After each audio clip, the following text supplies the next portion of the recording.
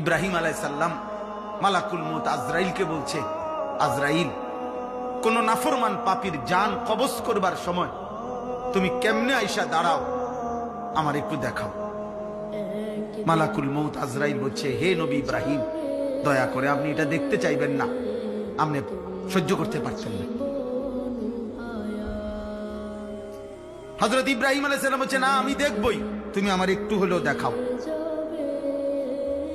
মালাকুল মউত আজরাইল বলছে, হে নবী ইব্রাহিম, আমি 1 মিনিটের জন্য 30 সেকেন্ডের জন্য আপনার আড়াল হচ্ছি, একটু অপেক্ষা করেন।